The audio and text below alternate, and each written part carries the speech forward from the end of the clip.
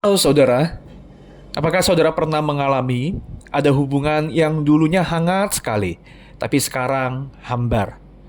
Ngobrol dan bicara tetap dilakukan, tapi sudah tidak ada kedekatan. Ketemu tetap terjadi, tapi sudah tidak ada rasa lagi. Yang kayak begini ini adalah hal yang umum terjadi ya, ketika kita sudah lama sekali tidak menjalin relasi dengan orang yang dulu dekat. Nah, sebenarnya hal kayak begini juga bisa terjadi antara kita dan Tuhan.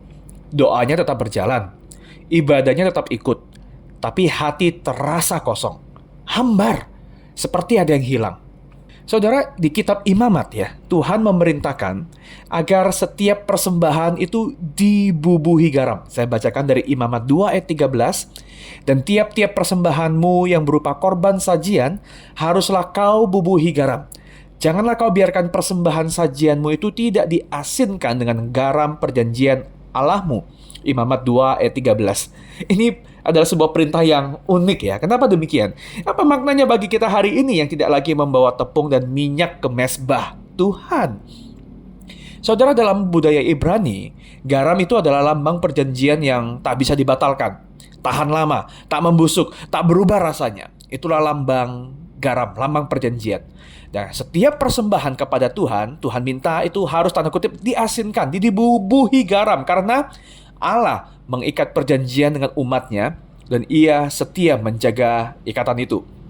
Umat diminta datang dengan hati yang sadar akan perjanjian itu, bukan asal membawa sesuatu ke mezbah. Dengan kata lain ya, garam adalah lambang kesetiaan perjanjian dan ketulusan hati. Tanpa itu, ibadah berubah jadi semacam ritual dan hubungan bisa berubah jadi sebuah kewajiban. Garam adalah sebuah ajakan untuk datang bukan dengan kemegahan atau kehebatan, tapi dengan ketulusan dan pengenalan akan kasih Allah. Saudara, Yesus itu mempersembahkan dirinya bagi kita ya. Itu dengan seluruh kasihnya dan ketaatan. Nggak ada yang setengah-setengah disalib. Yesus taat sampai mati. Dan dia menghidupi garam perjanjian sepenuhnya. Bukan hanya untuk menyelamatkan kita, tapi juga untuk mengundang kita kembali ke hubungan yang penuh rasa. Tuhan tidak mencari persembahan yang besar dari kita, tapi dia mencari persembahan yang sungguh-sungguh.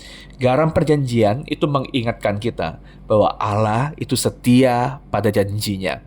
Dan saudara, engkau dan saya dipanggil untuk merespons dengan hati yang murni. Saudara, kita renungkan ya. Apakah hidup rohani kita itu masih berasa atau sudah mulai hambar? Kadang kita tidak sadar ya, saat iman kita itu mulai kehilangan rasa. Tapi hari ini Tuhan mengundangmu untuk kembali kepada kasih yang segar. Ingat kembali pengalaman-pengalaman kasih Tuhan buat saudara. Pertama kali saudara menyerahkan hidup, mengingat pengorbanan Yesus bagimu. Dan biarkan itu saudara membangkitkan kembali kasihmu. Ingat pula bahwa Tuhan itu lebih peduli pada hati di balik persembahan daripada sekedar bentuk atau jumlahnya. Ini bukan soal seberapa besar, seberapa hebat, tapi persembahan kita mesti tulus. Tuhan senang saat yang kita bawa itu berasal dari kasih, bukan dari kewajiban. Mari kita berdoa, Tuhan, kami tidak ingin hidup rohani kami menjadi hambar. Asinkan kembali hati kami dengan kasih dan kesetiaan. Biar setiap doa, pelayanan, dan ibadah kami itu punya rasa, karena Engkau berharga bagi kami. Dalam nama Yesus yang setia sampai akhir, kami berdoa. Amin.